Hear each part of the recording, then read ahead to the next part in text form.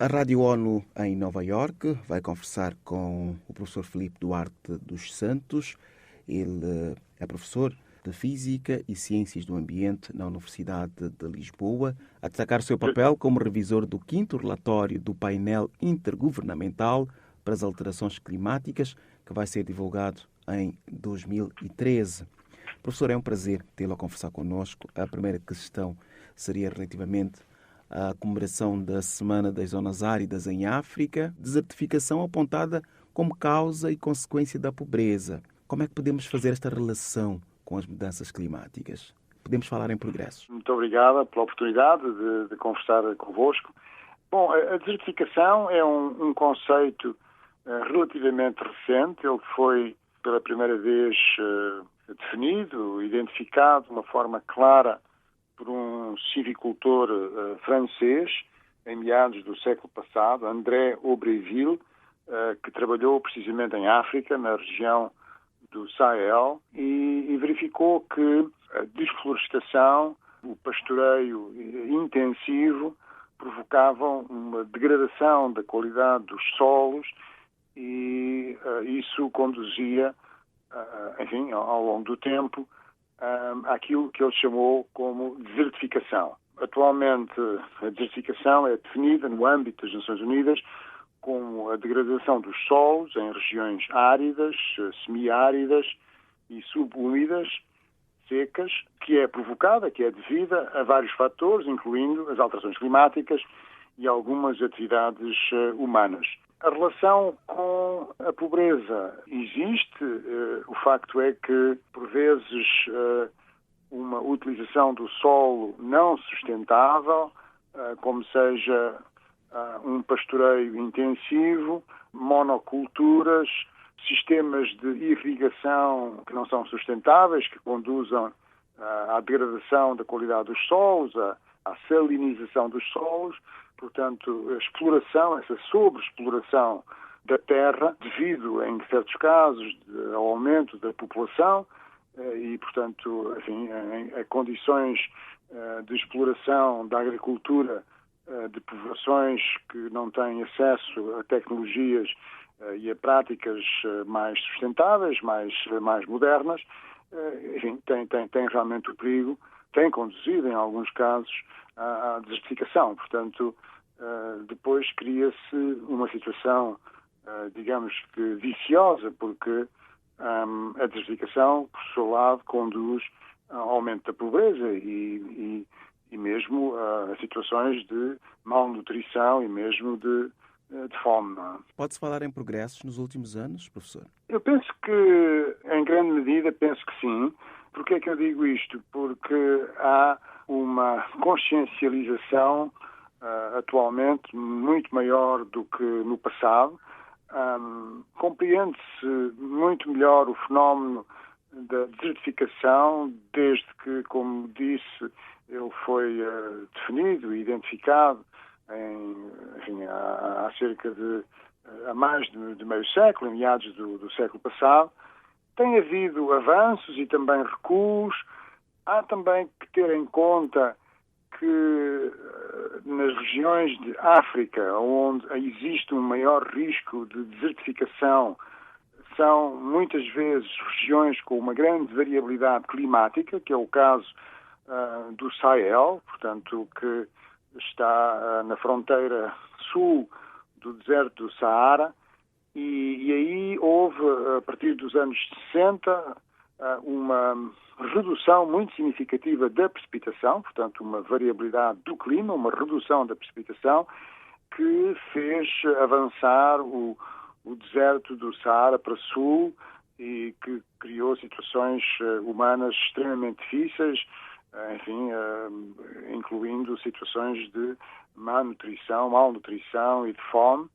Mas, mais recentemente, já depois do início deste século, depois do ano 2000, tem havido um retrocesso do Saara, precisamente, para norte. Portanto, tem-se conseguido, em alguns casos, travar este processo de desertificação no Sahel. Portanto, eu diria que é um risco que está melhor identificado e que, se houver vontade política, se houver recursos, se houver investimento e em grande parte dos países mais desenvolvidos, realmente a intenção firme de procurar combater este flagelo, bom, eu penso que estamos no bom caminho e que é possível diminuir este risco de desertificação. Como diminuir o risco provocado principalmente pelas atividades humanas? Falo da proteção dos recursos florestais, evitando queimadas, por exemplo.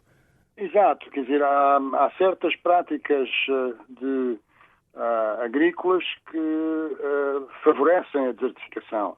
Uma das coisas que é muito importante é construir barreiras naturais, como sejam cordões de vegetação, de arbustos e de árvores, portanto, florestas, na fronteira com os desertos, para travar o seu progresso. É uma coisa que se falou, foi a construção de uma barreira de árvores ao longo do bordo sul do Saara, precisamente na fronteira com o Sahel, com 15 km de largura e teria 7.700 km de extensão, desde o Senegal até Djibouti, na Etiópia. Portanto, enfim, isto seria um projeto de grande dimensão, mas seria algo importante. Também, naquelas zonas que são áridas, semiáridas, construir barreiras de vegetação que evitem o avanço das areias.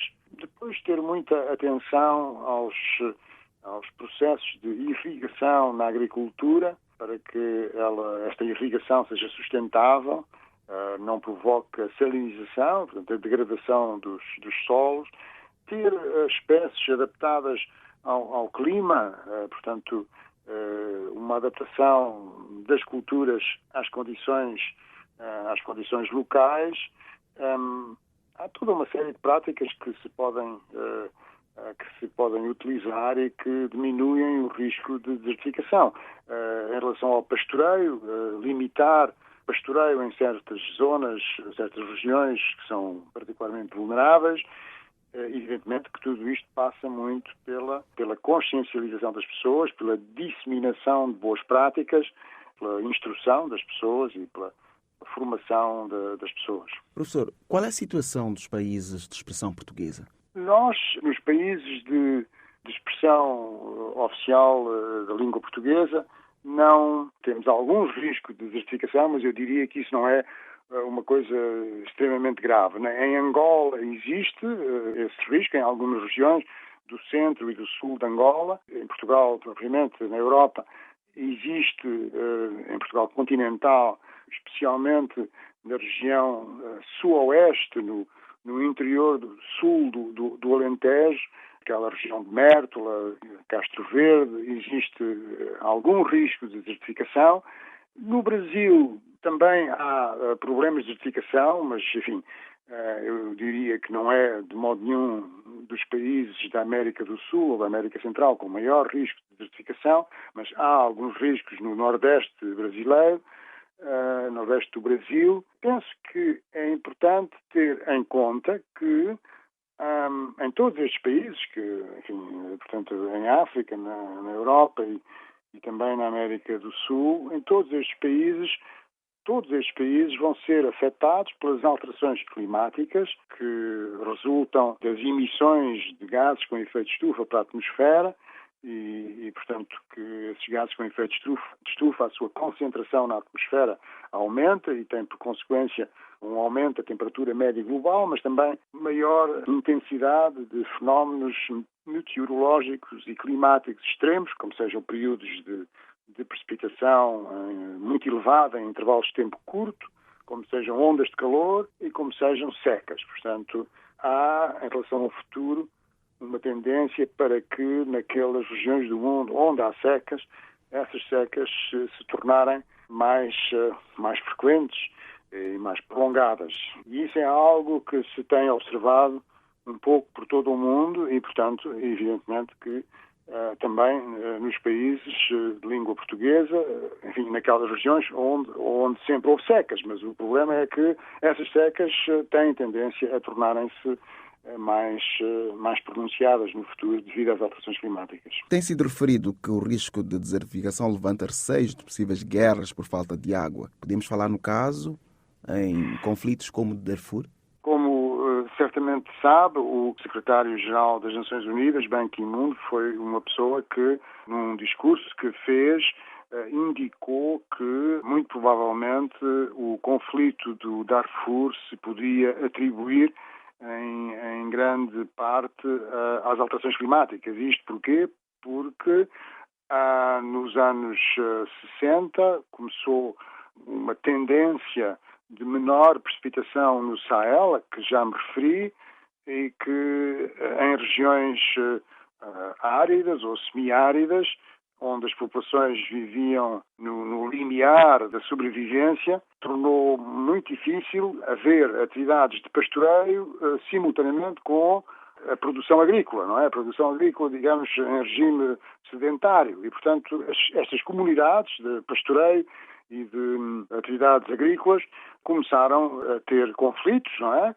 E esta foi, muito provavelmente, uma das principais razões dos conflitos que se deram, dos conflitos trágicos que se deram no Darfur. Portanto, aquilo que resulta de uma maior intensidade de fenómenos meteorológicos e climáticos extremos pode ter realmente uma influência muito negativa, não é? Para aquelas populações que vivem em situações de mera sobrevivência, portanto, cuja exploração dos recursos naturais está no limite e, portanto, enfim, qualquer perturbação vai exacerbar as tensões entre as várias populações que estão nessas condições e aumenta o risco de conflito, tal como se passou no Darfur.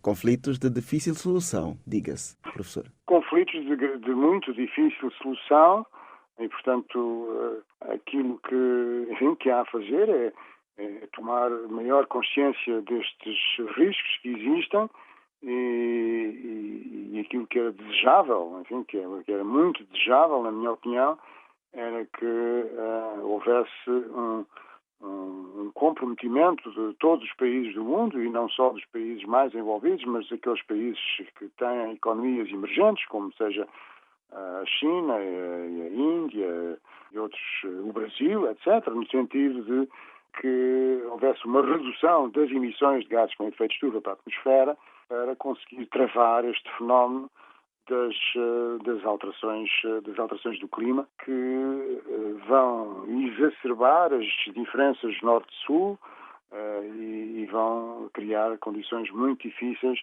para aquelas populações dos países menos desenvolvidos. Professor, tem algo mais a acrescentar a esta nossa conversa sobre a possibilidade de combate à desertificação no planeta? Não tenho mais nada de específico. Gostaria apenas de salientar que é muito importante que estes assuntos sejam disseminados e debatidos, que haja debates, que haja diálogo e consciencialização e, sobretudo, que esta informação relativamente a estes assuntos veicule entre os países, ou nela participem não só os países de África, mas como os países mais desenvolvidos da Europa e dos Estados Unidos, da América do Norte e de outros países mais desenvolvidos, para que, através de uma consciencialização dos problemas, esses países possam contribuir para ajudar estes problemas do desenvolvimento, da convergência económica entre os países menos desenvolvidos e mais desenvolvidos. E um dos problemas nesses desafios, um dos problemas centrais é realmente a desertificação e os problemas que ela traz às populações. Muito obrigado, professor Filipe Duarte Santos. Conversou com a Rádio ONU a partir de Lisboa. Está encarregue da área de Física e Ciências do Ambiente na Universidade de Lisboa. É também revisor do 5º relatório do painel intergovernamental para as alterações climáticas, que vai ser divulgado em 2013. Professor, foi um prazer. Muito obrigado. Muito gosto. Muito obrigado.